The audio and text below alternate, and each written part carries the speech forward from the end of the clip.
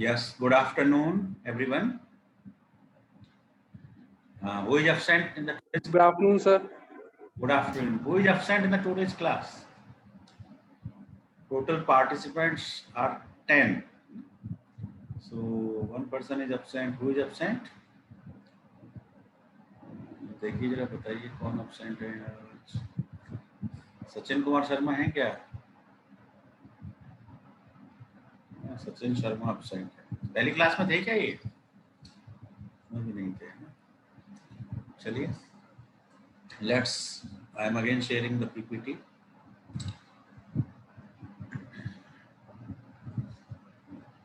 Yes.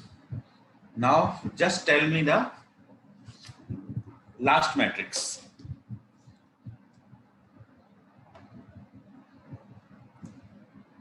Three by three matrix, first 3x3 matrix बोलेंगे जरा.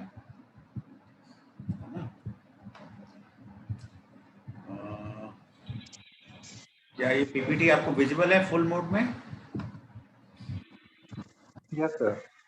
Okay. Now tell me that matrix.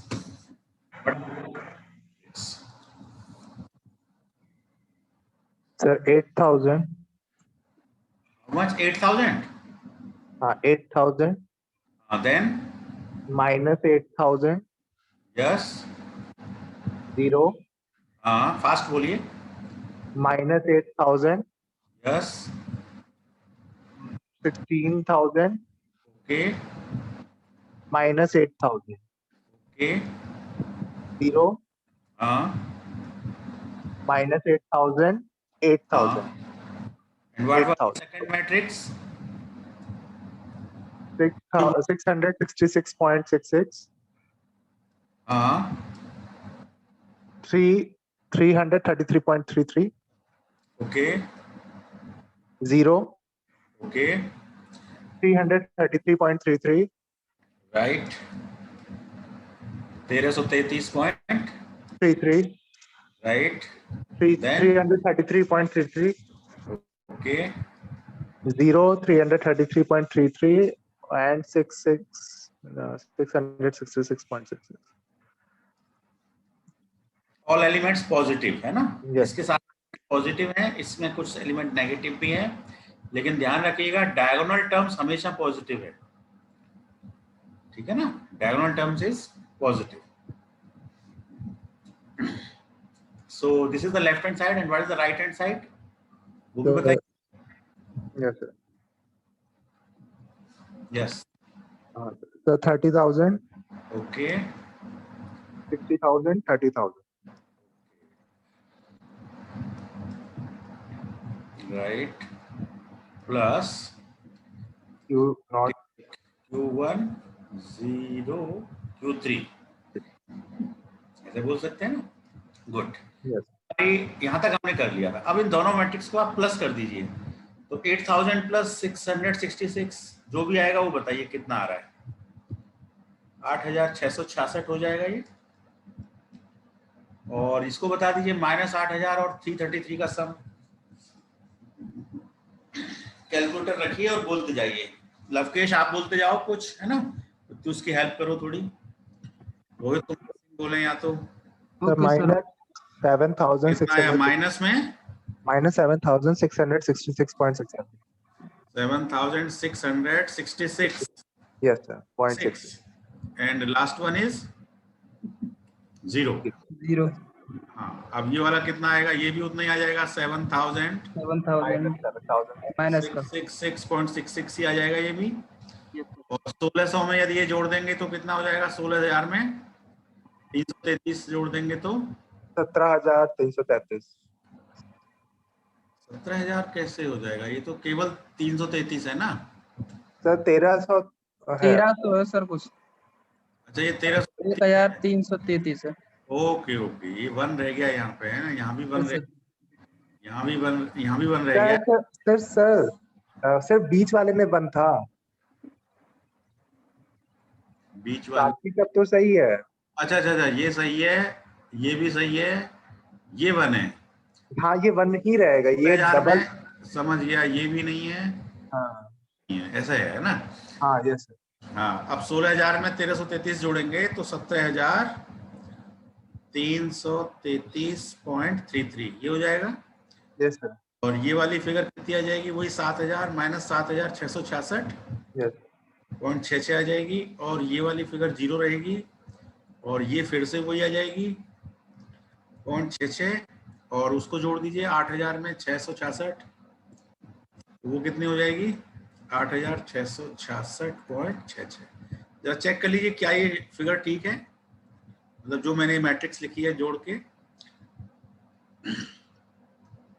और अभी इसमें एक आएगा T1 T2 T3, T1 T2 T3 है ना, ये यहाँ पे छूट गया था, ये ब्रैकेट लगा के T1 T2 T3 है ना, ये इस तरह से आएगा। एग्जाम में ध्यान रखिएगा, ये ऑफलाइन एग्जाम हुई, क्योंकि कोरोना केस काफी रिड्यूस हो रहे हैं, तो इस तरह की प्रॉब्लम्स, 1 एलिमेंट प्रॉब्लम या 2 एलिमेंट प्रॉब्लम एग्जाम में आ सकती है ना।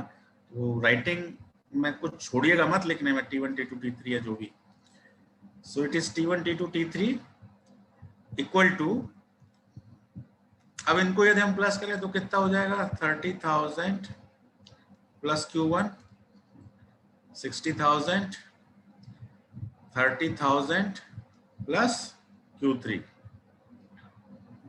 डन। बताइए ये चीज ठीक है यहाँ तक? यस कोई क्लरिकल मिस्टेक, टाइपिंग मिस्टेक है तो नहीं? Please check once.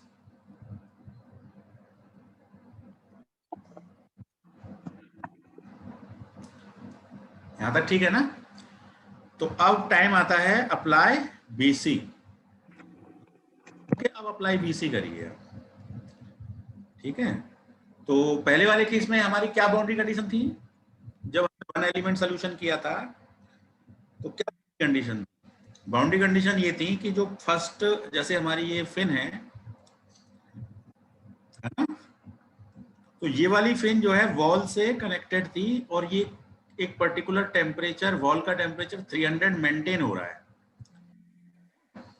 तो ये नोड नंबर 1 है, इसका मतलब जो हमारी पहली बाउंड्री कंडीशन है कि T1 must be 300 degree Celsius, ठीक है। ये 1 नोड है, ये नोड नंबर 2 है और ये नोड नंबर 3 है, ठीक है। ये नोड नंबर 2 है, ये नोड नंबर 3 है।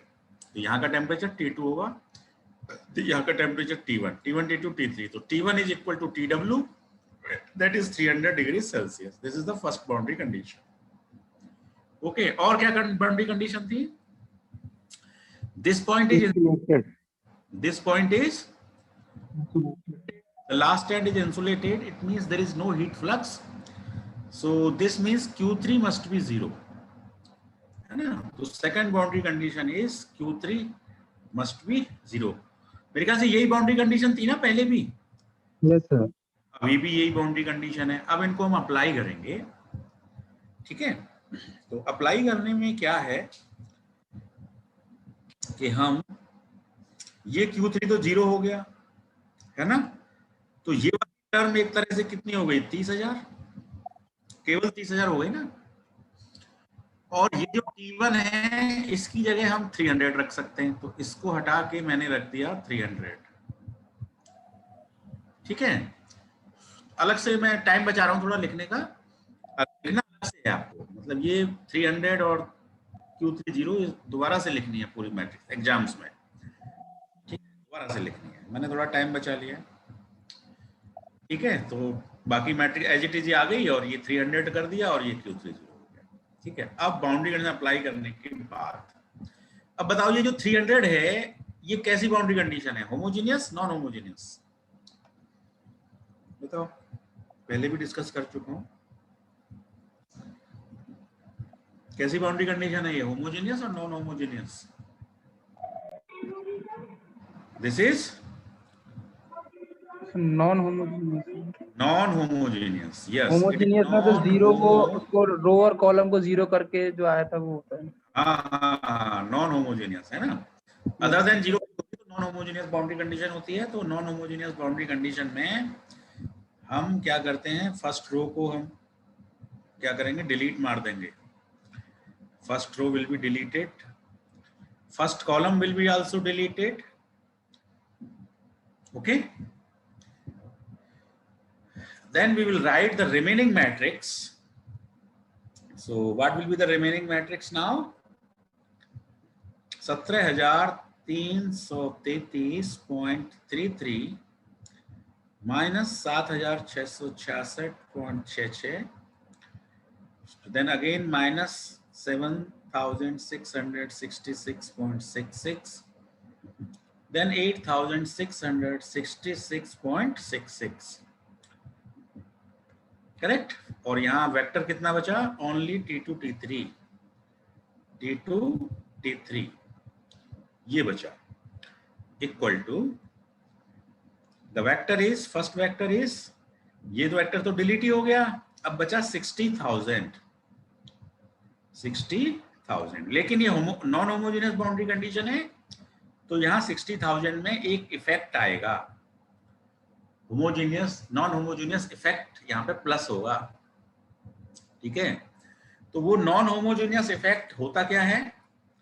Non homogeneous effect is this 0 multiplied by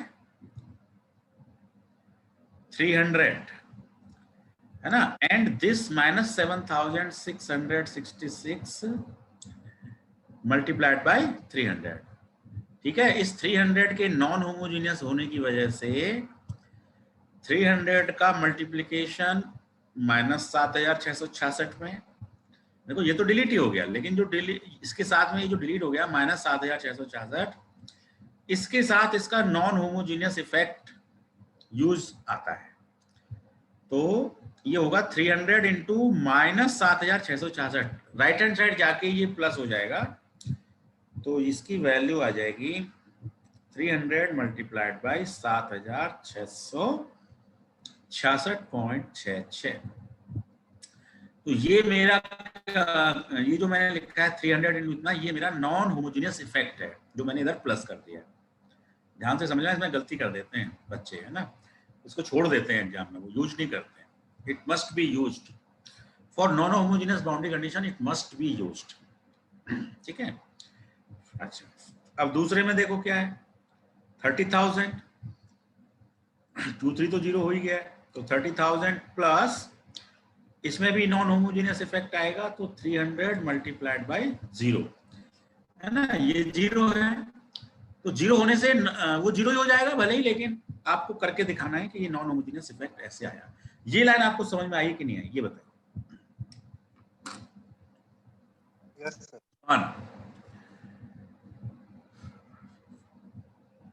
Lavkesh, क्या आपको नॉन कैसे यूज करते हैं, कैसे राइट हैंड साइड में ले जाते हैं? इधर लेफ्ट हैंड साइड में माइनस होगा तो राइट हैंड साइड में प्लस हो जाएगा, इधर हो जाएगा, यस सर, जाके माइनस हो जाएगा, ठीक है। साइड भी चेंज हो रही है। सर आपने लास्ट में भी जो पहले जो क्वेश्चन कराया था पिछले लेक्चर में, उसमें भी सेम यही था। हाँ, उसमें भी नॉन होमोजेनियस इफेक्ट इसी तरह, लेकिन वहां पे सिंपल था ना, वहां 2x2 की मैट्रिक्स थी पहले, फिर वो 1/2 हो गई थी, यहाँ पे 3x3 से 2x2 में कन्वर्ट हुई है ना। तो फर्स्ट लाइन में भी होमोजेनियस इफेक्ट आएगा और सेकंड में भी होमोजेनियस इफेक्ट आएगा, ठीक है। मतलब T2 के अगेंस्ट में भी होमोजेनियस इफेक्ट आएगा और T3 के अगेंस्ट में भी होमोजेनियस इफेक्ट आएगा, होमोजेनियस नहीं, नॉन होमोजेनियस इफेक्ट, ठीक है। इसमें तो इफेक्ट आता नहीं है क्योंकि ये वैल्यू 0 होती है, तो 0 होने की वजह से वो इफेक्ट 0 इंटू दिस वो कुल मिला के 0 ही रहता है, इसलिए उसको हम लिखते नहीं है, ठीक है। तो non homogeneous effect must be taken care of during the solution of the problems, ठीक है। बस अब क्या करना है, अब तो 2 अननोन है और 2 इक्वेशन है, सॉल्व कर सकते हो बड़े आराम से, है, T2 T3 निकल जाएगा ना सॉल्व करके। Yes sir. तो अब इसको इजी सॉल्व कैसे करें, बताइए, कोई सजेशन दीजिए कैसे इजी सॉल्व करें इसको। एक बार इसको फिर से लिख लेते हैं, 17,333, जरा बोल दीजिए ना, 17,333.33 और minus 7,666.66, and this is also same, minus 7,666. And the last term is 8666.66 bracket close T2 T3 equal to how much 60,000 plus 300 into इतना। सॉल्व करके बताओ कितना आ रहा है ये पूरा सॉल्व करो कितना आ रहा है। 23,60,000. 23,60,000. 23,60,000 एग्जैक्ट आ रहा है इतना। Yes, sir. नीचे वाला कितना आ रहा है? नीचे तो 30,000 ही आएगा है ना, क्योंकि वो 0 है, तो दिस विल बी 30,000। ठीक है, ये यहां तक आ जाएगा। करेक्ट। चलिए, ये हमारी वैल्यूज हो गई। ठीक है, अब इसको इजीली सॉल्व कैसे करें, सजेशन दीजिए, आप लोग दीजिए, फिर मैं बताता हूँ how to solve this easily. हालांकि दो इक्वेशन है, देखो 7333.33 T2 माइनस 7666.66 T3 बराबर 23,60,000। This is one equation. Second equation is minus 7666.66 T2 plus 8666.66 T3 equal to 30,000, है ना। दो इक्वेशन, दो अननोन, बड़े इजीली सॉल्व हो जाता है। बट इसको और ज्यादा इजी कैसे करें? Any suggestion from your side?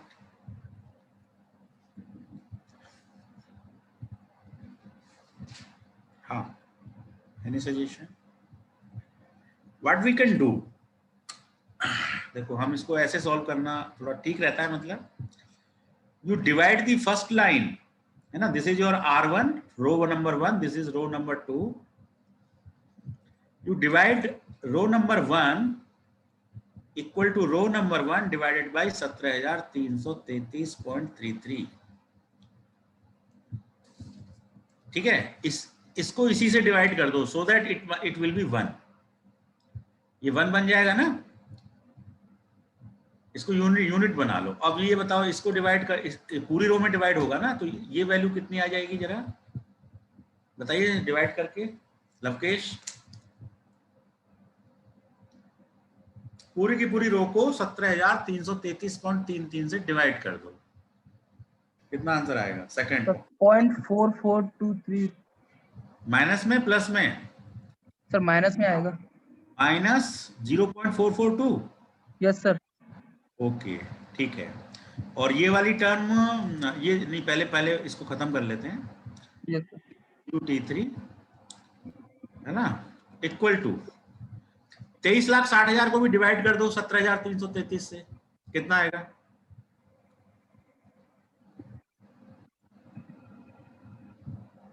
करो लवकेश, डिवाइड करो, कैलसी है ना। Yes sir, 136.15। 136.15 ये आ गया। Yes sir. तो मैं ये जो मैंने लिखा है ना, R1 going to be R1 divide by 17,333.33। इसी तरह R2 को भी डिवाइड कर दो, R2 डिवाइडेड बाई 7,666.66 से। तो ये पार्ट कितना हो जाएगा? -1 हो जाएगा, हो जाएगा ना। और ये वाला पार्ट बताओ कितना हो जाएगा? 8,666.66 डिवाइड बाई 7,666.66, कितना आएगा? 1.130। 1.130 मान लेते हैं, है ना। अच्छा, अब ये 30,000 को डिवाइड कर दो 7,666 पॉइंट से।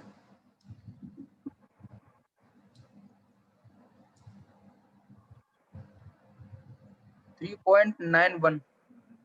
0.91 नहीं 3.91। 3.91। ओके, ये हमारा ये यहां तक पहुंच गया है।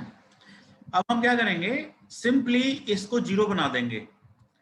तो ये 0 कैसे बनेगा? देखो ये R1 है, ये R2 है, तो R2 going to B R2, बस ये लास्ट स्टेप है, फिर आंसर फटाफट आ जाएंगे। तो देखो पहली लाइन में हम कुछ नहीं कर रहे, एज इट इज लिख लो, नो चेंज। पहली लाइन में कुछ नहीं कर रहे हैं, एज इट इज लिख लो। T2 T3 equal to 136.15। Line में कोई चेंज नहीं। अब दूसरी लाइन में हम क्या कर रहे हैं, पहली दूसरी को प्लस कर दे रहे हैं। सो दिस विल बी 0 -1 + 1, और इनको भी प्लस करो प्रत्युष, कितना आएगा लवकेश? 1.13 और -0.442 को प्लस कर, इनको भी जोड़ दीजिए। लवकेश समझ पा रहे हैं? सर अभी सर क्या बोला आपने, थोड़ा नेटवर्क हम R2 में R1 को प्लस कर रहे हैं, तो R2 में -1 है, R1 में 1 है, तो -1 + 1 0 हो गया। R2 में 1.13 है, R1 में -0.442 है, तो इसमें इसको प्लस कर दो, तो एक तरह से 1.13 में -0.442 प्लस हो रहा है, तो ये घट जाएगा। कितना आ जाएगा ये सॉल्व होकर? ये वैल्यू कितनी आएगी? 1.13 माइनस 0.442, 0.688। Very good. ठीक है, इसी काम को यहाँ भी करो। 0.91 में 136.15 प्लस कर दो। नेटवर्क प्रॉब्लम हो गई थी वैसे। हैं? 140.06। गुड। यस सर, ये हमारी शेप बन गई है ना। अब देखो कुछ नहीं करना है, बस ये 0 बन जाए ना, तो बस ये मजा आ गया। ये पार्ट 0 होने से क्या है, 0 × T2 0, तो ये हमको इक्वेशन मिल गई 0.688 T3 will be equal to 140.06। तो यहां से आपका T3 निकल गया। सॉल्व कर दो, डिवाइड करके बताओ कितना है। 203.57। 203.57। Yes, this is hour one answer. अब ऊपर वाली इक्वेशन में देखो, 1 × T2, तो T2 minus 0.442 T3 must be equal to 136.15। ये पहले। अब यहाँ पे T3 की वैल्यू रख दो 203 और T2 निकल जाएगा। तो T2 will be equal to 136.15 plus 0.442 multiplied by 203.57। बताइए कितना आएगा सॉल्व करके? 226.18। 226.18। Yes sir. Okay, yes sir. 226.18 degree cent. तो we expect that you should follow this process to solve the matrix. ये प्रोसेस आप 3x3 पे भी लगा सकते हैं, है ना। 3x3 मैट्रिक्स में बड़ा कठिन हो जाता है, तो ये प्रोसेस लगाने से इजी हो जाता है। और ये सब काम आपने 11th-12th में कर रखे हैं, ये कोई नई चीजें नहीं है। आपने मैट्रिक्स का पूरा स्टडी किया है 12th में। हाँ, ये सारी चीजें, रो ऑपरेशंस है ना, column operations, matrix inversion method, आपकी पढ़ी हुई हैं चीजें पहले से, नथिंग न्यू। तो मेरे ख्याल से ये प्रोसेस क्लियर है। कोई डाउट हो तो पूछ लीजिए अभी। सब लोग बताएं, क्लियर है? Lavkesh, it is clear? Yes sir, clear है ना। इस तरह से थोड़ा इजी हो जाता है ना चीजों को। जब ज्यादा पॉइंटों में चीजें होती है ना, बड़ी बड़ी चीजें हों, तो convert it into one unitary. Better कि आप इसको इतने से ही डिवाइड करके से यूनिटरी में कन्वर्ट कर लें, तो वो पूरी की पूरी रो डिवाइड होती है। ऐसा मत करना कि एक तरफ डिवाइड कर दिया और एक तरफ डिवाइड नहीं किया, देन दैट विल आंसर हेफाजत गलत आ जाएंगे आपके, है ना। जो भी प्रोसेस होगी वो दोनों तरफ होगी, लेफ्ट हैंड साइड में भी होगी, राइट हैंड साइड में। Clear? So this is T2 T3। अब जरा सा टेम्परेचर डिस्ट्रीब्यूशन पे बात करते हैं। तो टेम्परेचर डिस्ट्रीब्यूशन T2 T3 है ना। तो अब जरा सा मैं फिन बना देता हूं। देखिए ये क्या है आपकी फिन, ये हमारा नोड नंबर क्या है 1, ये पॉइंट हमारा नोड नंबर क्या है 2, this point is node number 3। Temperature यहाँ का कितना है T1, यहाँ का कितना है T2, यहाँ का कितना है T3। की वैल्यू 300 फिक्स है, ये तो हमारी बाउंड्री कंडीशन अप्लाई की थी हमने।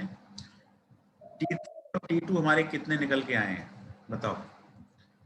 T3 हमारा निकल के आया 203.57, 203.57 डिग्री सेल्सियस, इसे 400 डिग्री से। और T2 हमारा कितना निकल के आया है? 226.18, 226.18 डिग्री सेल्सियस। ठीक है, अब हम पॉइंट नंबर 4 और 1 ले रहे हैं 5, 2 पॉइंट ले रहे हैं बीच में। तो T4 की टेम्परेचर क्या होगी, कैसे निकालेंगे बताओ? T4 की टेम्परेचर कैसे निकालेंगे? कोई भी आइडिया किसी के द्वारा? How will we find the T4? 1 और 2 के बीच में मिडिल नोड है T4, है ना? तो हम वो कैसे निकालेंगे? Any idea? This is middle node. तो यदि मैं x की वैल्यूज लिखूं तो x equal to 0 here, x equal to 0.5 here, है ना? x equal to 0.5 here, x equal to how much here? Sir वो 0.5 में 0.05 होगा। 0.05, yes, meters में it is 0.05, and this point is 0.025, yes, and this point 0.0125, 0125, है ना? 0125, yes, and for this point 0.0375। 0.0375। तो आपको पॉइंट नंबर 4 का टेम्परेचर बताना है, पॉइंट नंबर 5 का टेम्परेचर बताना है। तो कैसे निकालोगे? यहाँ पे कौन सा फॉर्मूला लगाओगे ये बताओ? N1T1, N1T2, N2T2, N3T3। N3T3। Yes. सोचो जरा, देखो आपने मुझे कहा कि आपका फॉर्मूला रहेगा N1T1, N2T2, N3T3, ये बोला ना आपने? Yes sir. प्रत्युष यही बोला है ना आपने?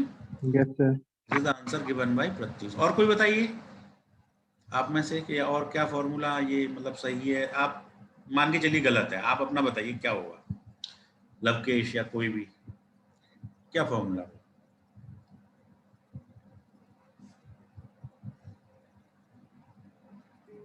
सर यही होगा ना, बस x की जगह पे उधर क्या था, हम लोग कर रहे थे x1 और x2, इधर टेम्परेचर आ गया तो T1 आ जाएगा, T1 T2 T3।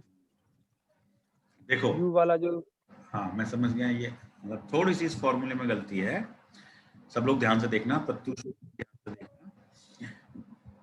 देखो पॉइंट नंबर 4 जो है वो हमारा कौन से एलिमेंट में लाई करता है ये बताओ? इन एलिमेंट इट लाइज। हमने पूरे के पूरे सिस्टम को 2 एलिमेंट में डिवाइड किया था, याद है आपको? 2 एलिमेंट में डिवाइड किया था। मैं जरा सा कलर चेंज कर दूं। तो मैंने इसको डिवाइड किया था 2 एलिमेंट में। तो यहां से लेके यहां तक ये तो मेरा फर्स्ट एलिमेंट है, और यहां से लेके यहां तक ये मेरा सेकंड एलिमेंट है। ठीक है, अब ये फर्स्ट एलिमेंट कैसा एलिमेंट है? लीनियर या कैसा है ये? लीनियर। लीनियर है ना? ये भी लीनियर है। तो लीनियर एलिमेंट में 2 नोड होते हैं। तो लीनियर एलिमेंट का तो फॉर्मूला यही होता है ना, T4 equal to N1 plus N2 T2।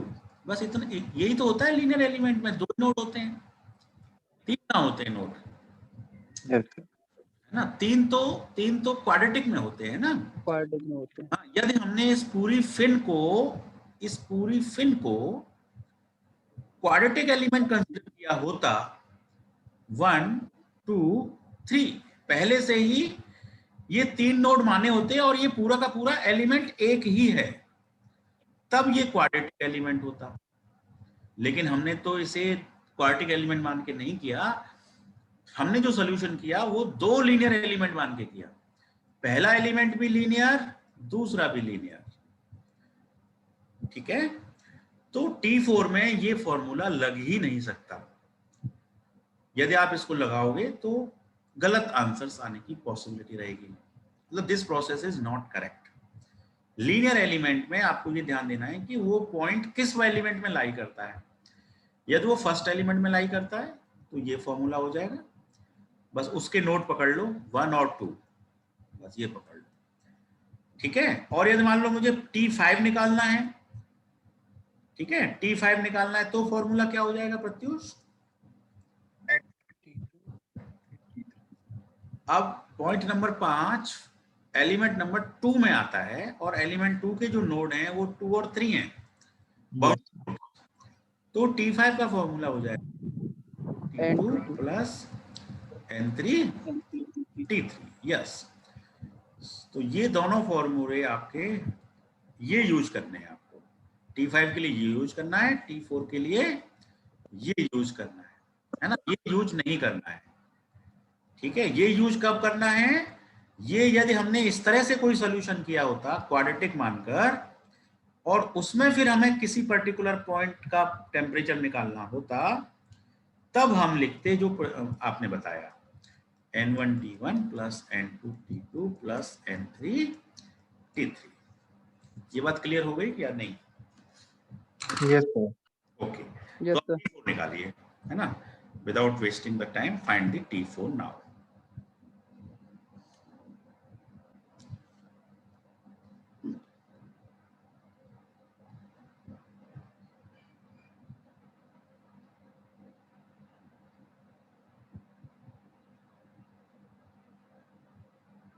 T4 निकालिए। तो चलिए T4 के फॉर्मूले में वैल्यूज रख देते हैं सीधे सीधे, है ना, यहां से ले लेते हैं T4।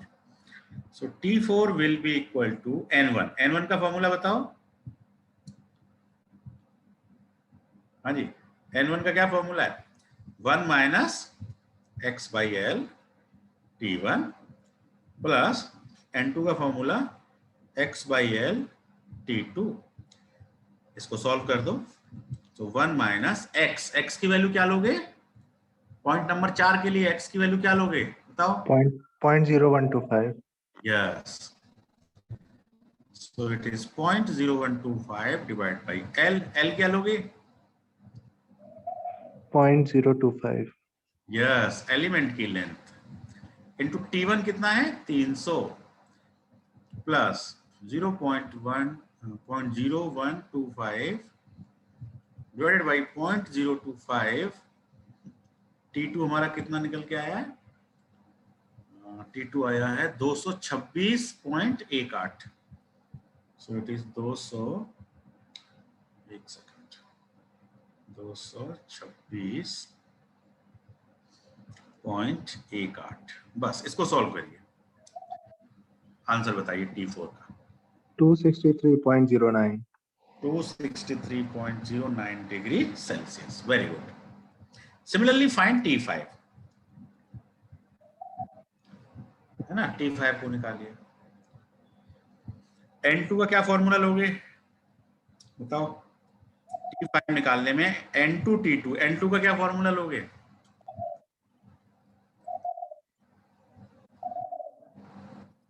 तो वही 1 माइनस एक्स बाई एल ही लेंगे। हाँ, ये ऐसा नहीं कि एक्स वाई, ये इस एलिमेंट का पहला नोड है। ये मैं लोकल नोड की बात करूं तो ये पहला नोड है और ये दूसरा नोड है लोकली। ग्लोबली ये 2 और 3 हैं, लेकिन लोकली ये 1 और 2 है। तो जब ये कैलकुलेशन होगी तो इसमें N2 T2 N3 T3, तो N2 की वैल्यू आएगी 1 minus x by L T2 plus x by L T3। बस इसमें वैल्यू पुट कर दो। तो 1 माइनस, अब x कितना लोगे बताओ? यस, x की वैल्यू क्या लोगे?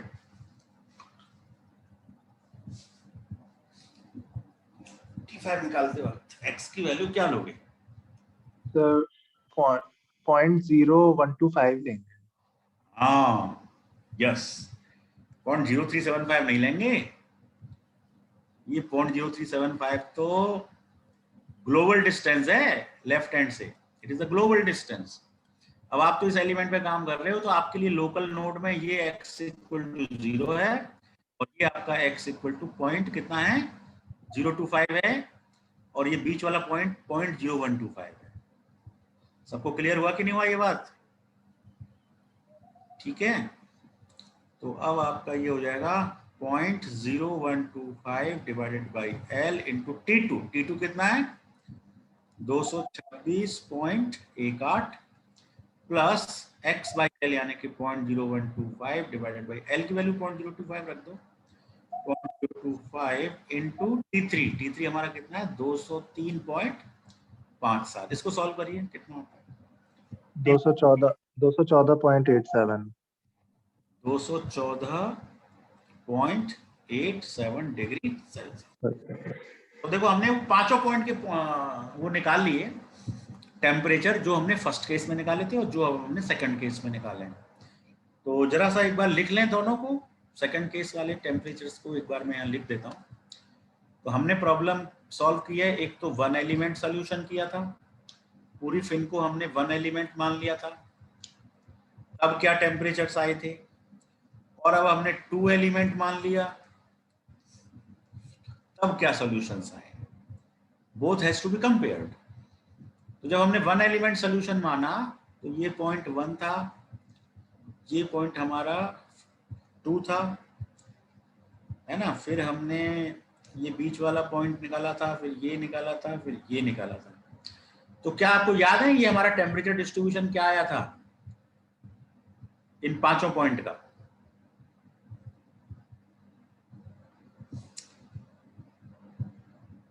प्रत्युष क्या याद है? 198.75 था T2 कितना था? 198.75 198.75 ये था। और इनके बताओ मिडिल वाले का? मिडिल वाले का 249.37 249.37 था।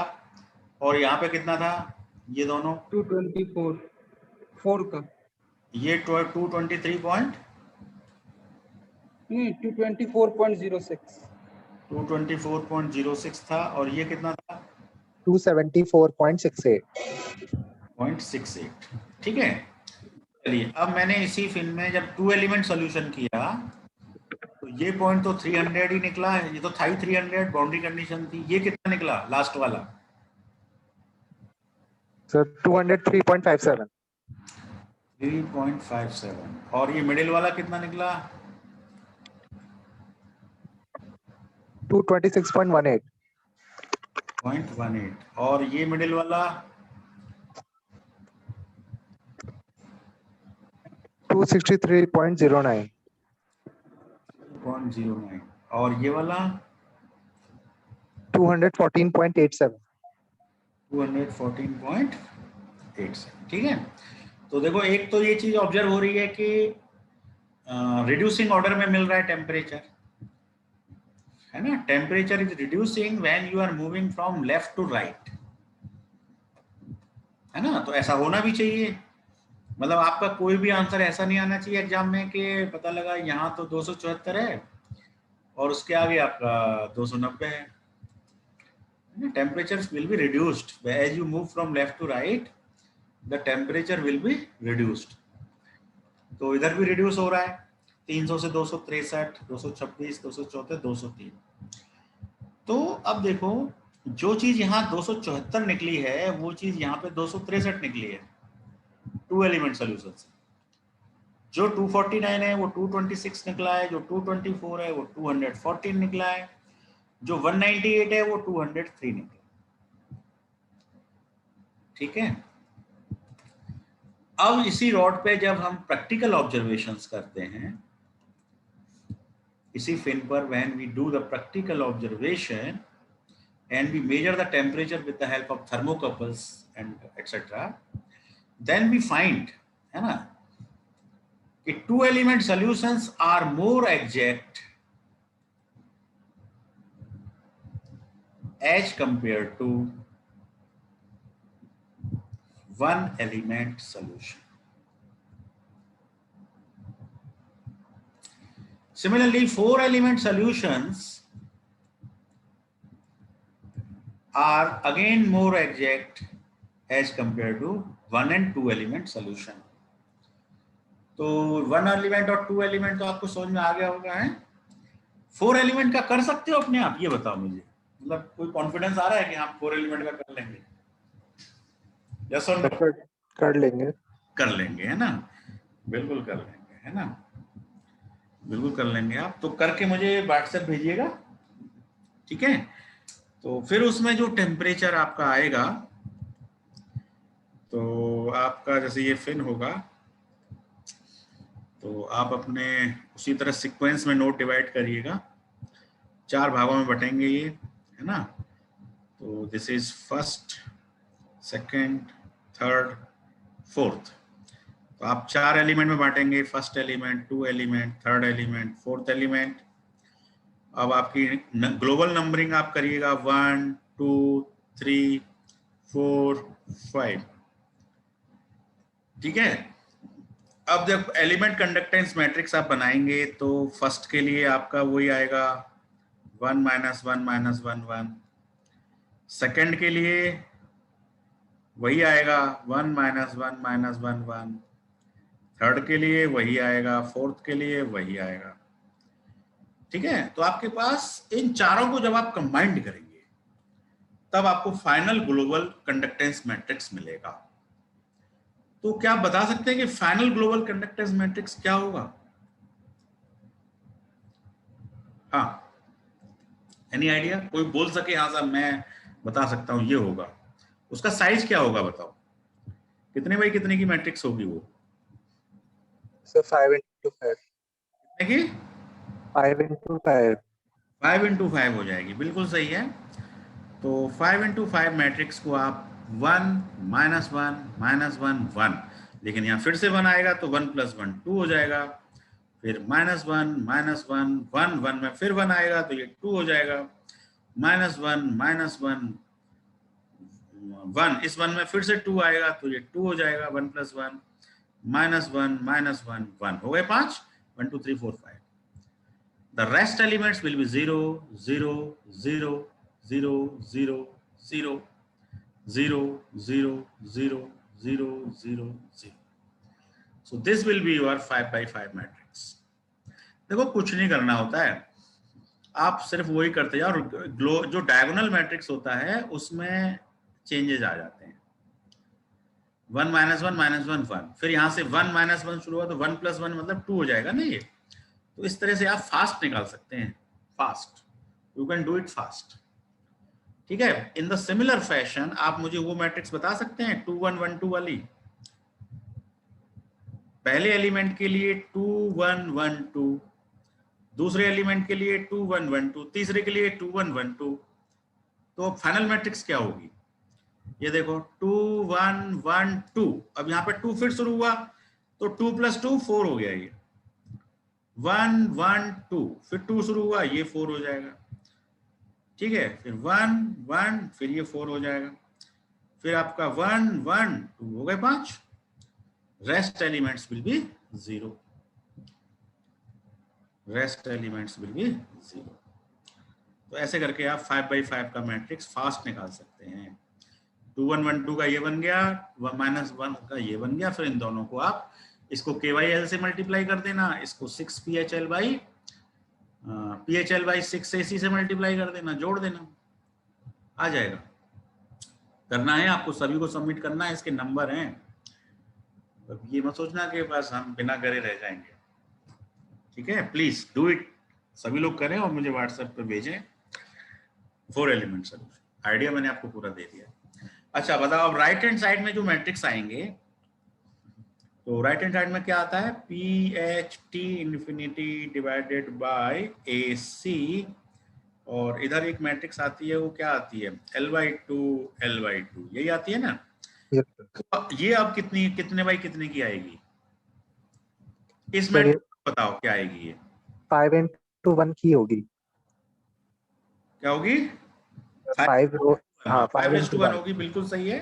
तो अब उसकी वैल्यूज क्या होंगी? L/2 L/2 L L L yes L yes L/2। very good, the same logic can be implemented here also। तो ये हमारी 5 by 1 की मैट्रिक्स इधर की हो जाएगी। अब जरा हीट फ्लक्स वाली भी बता दो, लगे हाथ। हीट फ्लक्स वाली मैट्रिक्स 5/1 की बनेगी वो भी। सर वो Q1 Q1 0 0 0 0 yes Q5। Last Q5 done. तो मेरे ख्याल से अब तो कोई डाउट है नहीं, कर लोगे यस और नो? कॉन्फिडेंस आ गया होगा अब तो। बाकी तो गुणा भाग करनी है, कैलकुलेटर चलाना है। बताओ और क्या दिक्कत आएगी आपको करने में? You will learn many things by solving this. एक तो प्रैक्टिस हो जाएगी, तरीका समझ में आ जाएगा, है ना। ये थोड़ा मैट्रिक्स होगा, 5/5 मैट्रिक्स होगी, तो आपको जो भी फिर जब एक बार 5/5 हाथ से निकल जाएगा तो 3/3 बहुत इजी लगेगा, है ना। 2/2 तो फिर बहुत इजी लगेगा ही लगेगा, है ना। डू इट, ठीक है। बताओ कोई दिक्कत आएगी तो बताओ, क्या दिक्कत आएगी आपको? सर कोई दिक्कत नहीं आएगी। कोई दिक्कत नहीं आएगी, वेरी गुड। तो एक दिक्कत आपको ये आ सकती है कि आपको इसमें जब बाउंड्री कंडीशन अप्लाई करने के बाद कितने बाई कितने की मैट्रिक्स बचेगी। अभी 5/5 की मैट्रिक्स है, ठीक है ना। After applying the boundary condition आपकी मैट्रिक्स जो बचेगी वो कितने बाई कितने की बचेगी? 4/4 की बचेगी, यस और नो? बताओ यस और नो। जब आप बाउंड्री कंडीशन अप्लाई कर देंगे तो फर्स्ट लाइन आपकी कट जाएगी, फर्स्ट रो आपकी कट जाएगी, तो जो बची हुई मैट्रिक्स है वो कितने बाई कितने की आएगी? 4/4। 4/4 की मैट्रिक्स आएगी आपकी। तो 4/4 की मैट्रिक्स को सॉल्व करना अपने आप में एक टफ काम है ना। यदि आपके पास सॉफ्टवेयर नहीं है तो 4/4 तो मेरे ख्याल से उसमें निकल जाता है कि आपके कैलकुलेटर में इनवर्स नहीं निकलता ना, है ना। एक इनवर्स का भी आप यूज कर सकते हैं फंक्शन, मतलब एग्जाम में यदि कम समय हो तो आप यहां से ना इनवर्स कर सकते थे। इस पूरे पार्ट का आप क्या कर देते, इनवर्स, और inverse multiplied into this value, ये वाला मैट्रिक्स, बस सीधे सीधे आपके T2 T3 आ जाते। अब यदि ये 4/4 मैट्रिक्स है तो आप यही करना, वन यूनिट पहले वैल्यू को 1 में कन्वर्ट करना, जो बाद वाली 3 वैल्यू होंगी उनको 0 0 0 में कन्वर्ट करना, ठीक है। उसके बाद ये मिडिल वाले को 1 करना, बाद बाकी 0 0 करना, फिर इसको 1 करना, इसको 0 करना, और फिर ये 1, मतलब डायगोनल एलिमेंट्स 1 हो जाएं और उस डायगोनल से नीचे के एलिमेंट्स 0 हो जाएं, बाकी कुछ भी हो। तो बस इस शेप में आने के बाद आपकी फिर सॉल्यूशन बहुत इजी हो जाएगी। तो आपको रो ऑपरेशंस लगानी पड़ेंगी, है ना, थोड़ी सी अधिक लगानी पड़ेंगी। जैसे यहाँ पे जितनी लगाई हैं उससे काफी थोड़ी सी ज्यादा लगानी पड़ेंगी, है ना। पहले R1 को डिवाइड करना पड़ेगा, फिर R2 को डिवाइड करना पड़ेगा, फिर R3 को करना पड़ेगा, फिर R4 को करना पड़ेगा। 4 बार डिवीजन होगा, फिर प्लस माइनस वगैरह करके 0 में कन्वर्ट करना पड़ेगा, ठीक है। तो कर लेना, करके मुझे सेव कर दे देना, क्योंकि एग्जाम में 4/4 का कोई आपको मैटलैब, अब मैटलैब में तो 4/4 का इनवर्स बड़े आराम से निकल जाएगा। सीधे सीधे एक कमांड चलानी है ना। मैटलैब में क्या कमांड होती है इनवर्स निकालने के लिए? एनीवन? मैटलैब में क्या कमांड होती है इनवर्स निकालने के लिए, बताओ? INV, और जो भी आपकी 4/4 की मैट्रिक्स है उसका नाम हो, कोई भी एक नाम दे दो। तो इनवर्स, जो भी नाम आपने दिया, मान लो T नाम दिया तो इनवर्स T। तो सीधा सीधा मैटलैब में तो 1 सेकंड में निकल जाएगा, बट मैनुअली करने के लिए आपको रो ऑपरेशंस चलाने पड़ेंगे, ठीक है। तो I think it is sufficient for today. Now I am stop सुनिए, टाइम भी बहुत ज्यादा हो गया, 2 से ऊपर चला गया क्या? 2:09 हो गए। Yes sir. आपकी कोई क्लास तो नहीं है इसके बाद? नो सर, कोई क्लास नहीं। चलिए चलिए ठीक है, हमारा पूरा भी हो गया, ये पार्ट कंप्लीट हो गया, ठीक है। अच्छा, इसको जरा सा चेक और कर लेते हम, आपके आंसर्स हमारे आंसर्स सही आ रहे हैं कि नहीं आ रहे हैं, है ना। तो मैं एक जरा पीडीएफ फाइल शेयर कर रहा हूँ, जरा आंसर चेक कर लीजिएगा ऐसे। 2 एलिमेंट सोल्यूशन के आंसर्स देखिए। 2 एलिमेंट सोल्यूशन ये है, this is the 2 element solution, है ना, 2 एलिमेंट सोल्यूशन। तो इसके आंसर्स पहुंच जाते हैं सीधे। देखना जरा आपके आंसर आए थे क्या? यस सर, 203 आया था मेरा। 202.51 आया था, 203.57। ये आया था ना। हाँ, तो लगभग बराबर ही आ रहा है ना, बहुत अंतर नहीं है, तो वो ठीक ही होगा। कुछ पॉइंट की एक्यूरेसी से इतने आंसर, देखो ये मैट्रिक्स बिल्कुल सेम आ रही है हमारी, है ना, मैट्रिक्स सेम आ रही है, ये सेम है। तो आपने, हो सकता है कि मैंने 4 डिजिट तक लिया हो, आपने 2 डिजिट तक लिया हो, उससे थोड़ा बहुत आधा 1 डिग्री का फर्क आ सकता है। ठीक है, यस सर। सॉल्यूशन ठीक है हमारा, सही आया है ना, बिल्कुल फिट है। चलिए मैं अब स्टॉप शेयर करता हूँ। Thank you, thanks for listening, thanks for watching, stay home, stay. Doubt हो तो प्लीज बोलिए।